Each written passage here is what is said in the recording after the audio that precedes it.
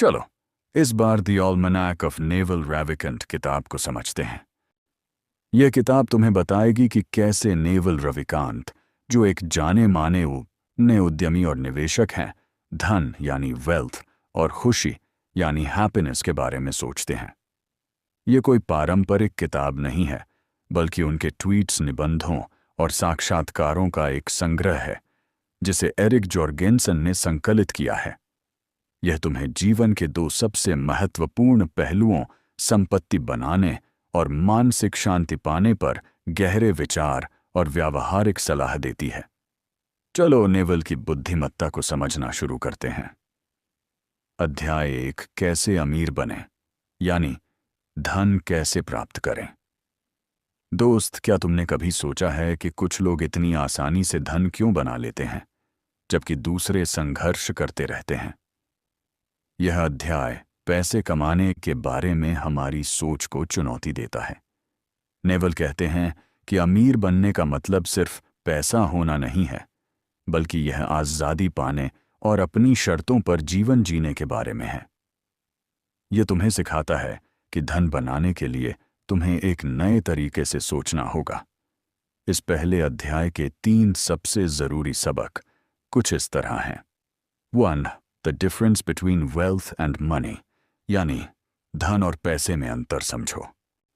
Naval कहते हैं कि लोग अक्सर धन और पैसे को एक ही समझते हैं, लेकिन वे अलग अलग हैं। पैसा सिर्फ एक माध्यम है जिसके जरिए तुम समय और ऊर्जा का आदान प्रदान करते हो। यह लिक्विड है, इसका उपयोग कुछ खरीदने के लिए किया जाता है।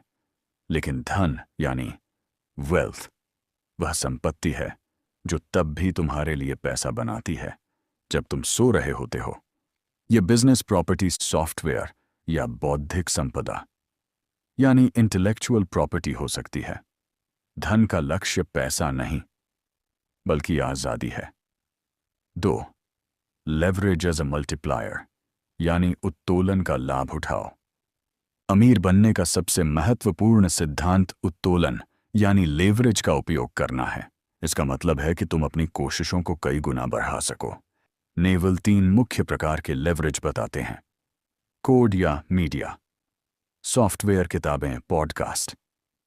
ये ऐसी चीजें हैं जिन्हें एक बार बनाया जा सकता है और लाखों लोगों तक पहुंचाया जा सकता है बिना किसी अतिरिक्त लागत के।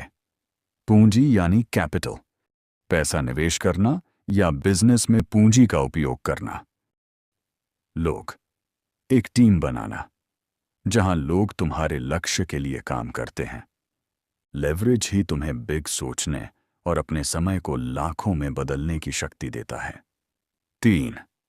स्पेसिफिक नॉलेज एंड अकाउंटेबिलिटी, यानी विशिष्ट ज्ञान और जवाबदेही। तुम ऐसा कुछ करके धन नहीं बना सकते जो कोई और कर सकता है।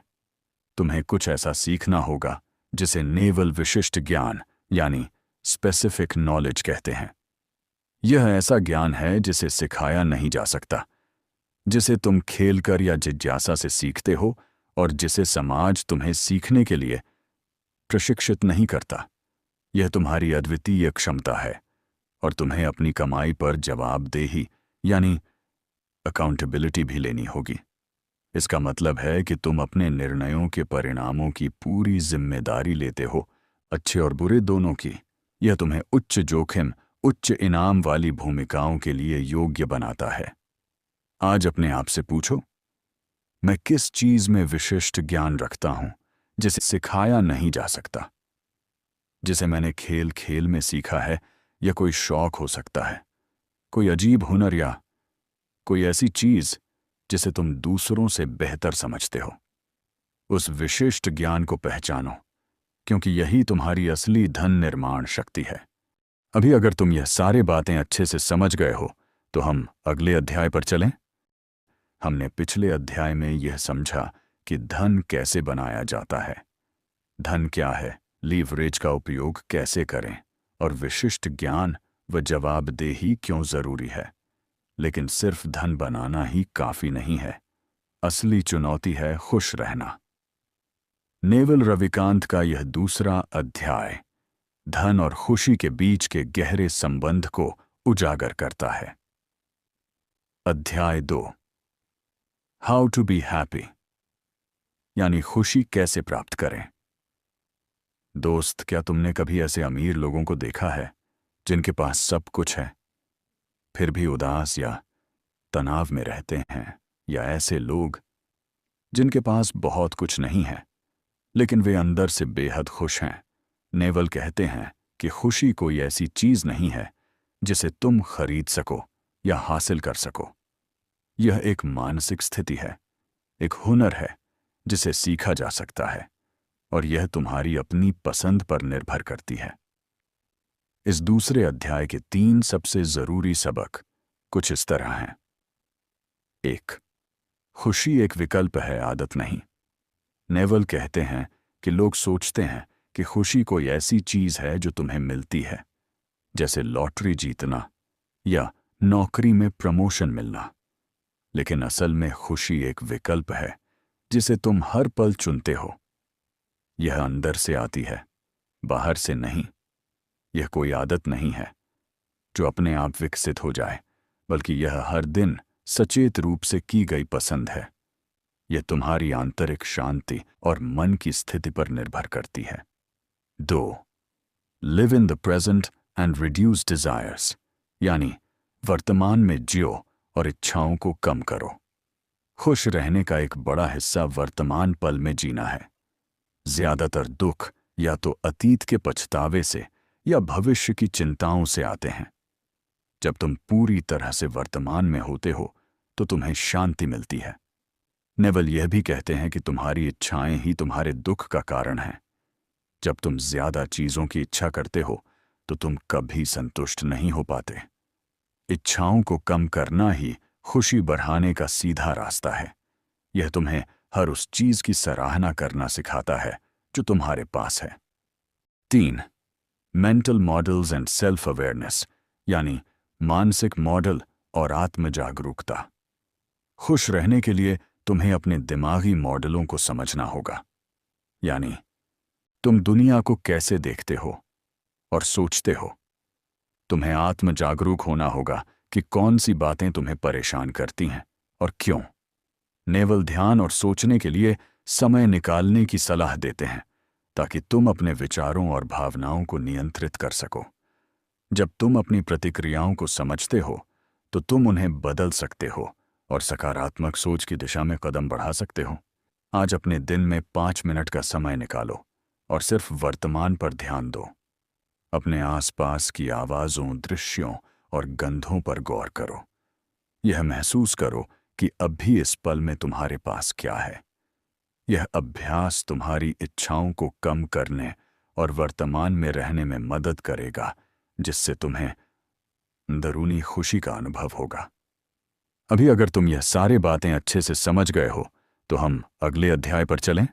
हमने पिछले अध्याय में समझा कि खुशी कैसे अंदर से आती है और कैसे इच्छाओं को कम करके और वर्तमान में रहकर उसे पाया जा सकता है।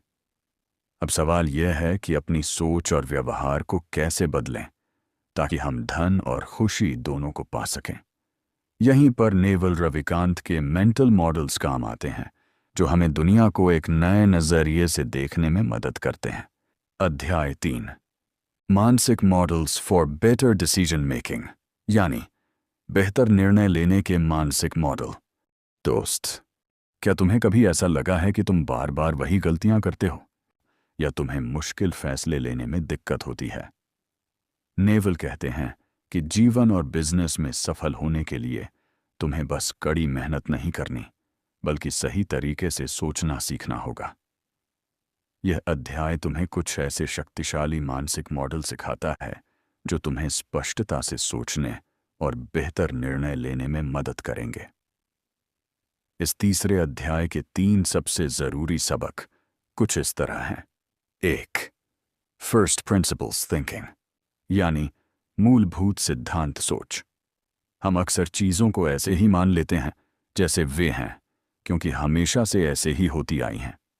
लेकिन नेवल कहते हैं कि तुम्हें फर्स्ट प्रिंसिपल्स से सोचना चाहिए। इसका मतलब है कि तुम किसी भी चीज को उसके सबसे बुनियादी हिस्सों में बांट दो और फिर उन बुनियादी सच्चाइयों से तर्क करना शुरू करो। यह तुम्हें असम्पशन से बाहर निकलने और सच में नए और प्रभावी समाधान खोजने में मदद करता है।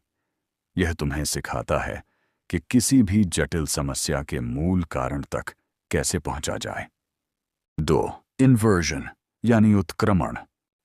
किसी समस्या को हल करने का एक शानदार तरीका है उसे उल्टा करके सोचना, यानी इन्वर्जन। यह पूछने के बजाय कि मैं सफल कैसे हो सकता हूं, पूछो मैं असफल कैसे हो सकता हूं या मुझे क्या नहीं करना चाहिए। उन चीजों की एक सूची बनाओ जो तुम्हें सफल होने से रोकेंगी और फिर उन चीजों से बचो। यह तुम्हें गलतियां करने से बचाता है और तुम्हें सही रास्ते पर रहने में मदद करता है। यह एक शक्तिशाली टूल है, तुम्हें अप्रत्याशित समस्याओं को पहले से पहचानने में मदद करता है। 3. लंबी अवधि में सोचना। आजकल सब कुछ तेज गति से चलता है और हम अक्सर तात्कालिक लाभ पर ध्यान केंद्रित करते हैं, लेकिन नेवल कहते हैं कि धन और खुशी दोनों के लिए तुम्हें लंबी अवधि में सोचना होगा। आज जो छोटे छोटे निर्णय तुम लेते हो वे समय के साथ बिग रिजल्ट देते हैं। यह तुम्हें धैर्यवान बनाता है और तुम्हें सही निवेश करने में मदद करता है, चाहे वह पैसा हो या रिश्ते, जिनके फल लंबे समय बाद मिलते हैं। आज अपने जीवन की किसी एक मुश्किल समस्या के बारे में सोचो। अब उसे हल करने के लिए उत्क्रमण का उपयोग करो। यह पूछने के बजाय कि मैं इसे कैसे हल करूं, पूछो मैं इसे और खराब कैसे कर सकता हूं या मुझे क्या नहीं करना चाहिए। उन चीजों से बचो और देखो कि तुम्हारा रास्ता कितना साफ हो जाता है। अभी अगर तुम ये लेसन को अच्छे से समझ गए हो तो हम अगले और इस किताब के आखिरी अध्याय पर चलें। हमने पिछले अध्याय में समझा कि कैसे मानसिक मॉडल जैसे मूलभूत सिद्धांत, सोच और उत्क्रमण हमें बेहतर निर्णय लेने में मदद कर सकते हैं और लंबी अवधि में सोचना क्यों जरूरी है। अब सवाल यह है कि इन सभी ज्ञान को अपने जीवन में कैसे लागू करें ताकि हम न केवल धनवान बने बल्कि एक संतुलित और संतोषजनक जीवन भी जी सकें।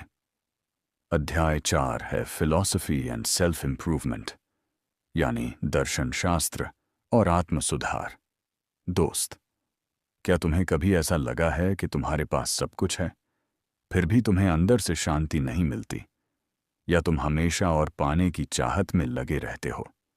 नेवल रविकांत कहते हैं कि असली धन और खुशी सिर्फ भौतिक चीजों से नहीं आती, बल्कि यह एक मजबूत पर्सनल फिलॉसफी और कंटिन्यूअस सेल्फ इंप्रूवमेंट से आती है। यह अध्याय तुम्हें सिखाता है कि कैसे तुम खुद को समझकर और अपने मूल्यों के अनुसार जीकर सच्ची संतुष्टि पा सकते हो। इस आखिरी अध्याय के 3 सबसे जरूरी सबक कुछ इस तरह हैं। 1. आत्मज्ञान और खुशी का कनेक्शन। नेवल के अनुसार सबसे बड़ी दौलत आत्मज्ञान यानी सेल्फ नॉलेज है। जब तुम खुद को गहराई से जानते हो, तुम्हारे डर, तुम्हारी इच्छाएं, तुम्हारे पूर्वाग्रह, तो तुम अपने विचारों और भावनाओं को नियंत्रित कर सकते हो। यह तुम्हें बाहर की दुनिया पर कम निर्भर बनाता है और अंदरूनी शांति देता है। वे कहते हैं कि खुशी कोई ऐसी चीज नहीं है जिसे तुम पाते हो, यह कुछ ऐसा है जो तुम बनते हो। यह तुम्हारे अपने दिमाग को प्रशिक्षित करने और अपने अनुभवों की व्याख्या करने के तरीके से आती है। 2. The importance of reading and learning, यानी पढ़ने और सीखने का महत्व। नेवल सीखने के महत्व पर बहुत जोर देते हैं, खासकर विज्ञान, दर्शन शास्त्र और अर्थशास्त्र जैसे क्षेत्रों में। वे कहते हैं कि पढ़ना और लगातार सीखना तुम्हें नए मानसिक मॉडल देता है, तुम्हें तेज सोचने वाला बनाता है और तुम्हें जीवन के जटिल सवालों को समझने में मदद करता है। यह कोई स्कूल में सीखने जैसा नहीं है, बल्कि जीवन भर एक जिज्ञासु छात्र बने रहना है, क्योंकि ज्ञान ही शक्ति है जो तुम्हें धन और खुशी दोनों दिला सकती है। 3. डिसीजन मेकिंग एंड एक्शन, यानी निर्णय लेना और कार्रवाई। किताब अंत में इस बात पर जोर देती है कि सिर्फ सोचना ही काफी नहीं है, तुम्हें निर्णय लेने और उन पर कार्रवाई करने की भी जरूरत है। नेवल का दर्शन तुम्हें पैरालाइज्ड बाय एनालिसिस नहीं बनाता, बल्कि तुम्हें सोच समझकर जोखिम लेने और अपने लक्ष्यों की दिशा में आगे बढ़ने के लिए प्रोत्साहित करता है। यह सब कुछ सिर्फ एक किताब पढ़ने से नहीं आता, बल्कि यह रोजमर्रा के जीवन में इन सिद्धांतों को लागू करने से आता है। आज से हर दिन कम से कम 10 मिनट कुछ ऐसा पढ़ने की आदत डालो जो तुम्हारी सोच को चुनौती दे। कोई नई अवधारणा, कोई दार्शनिक विचार या किसी जटिल विषय पर एक लेख। इसका लक्ष्य तुरंत कुछ हासिल करना नहीं है, बल्कि अपनी जिज्ञासा को जगाना और अपने दिमाग को सोचने के नए तरीके सिखाना है। मुझे उम्मीद है कि द ऑलमनैक ऑफ नेवल रैविकांट को समझना तुम्हारे लिए बहुत मददगार रहा होगा।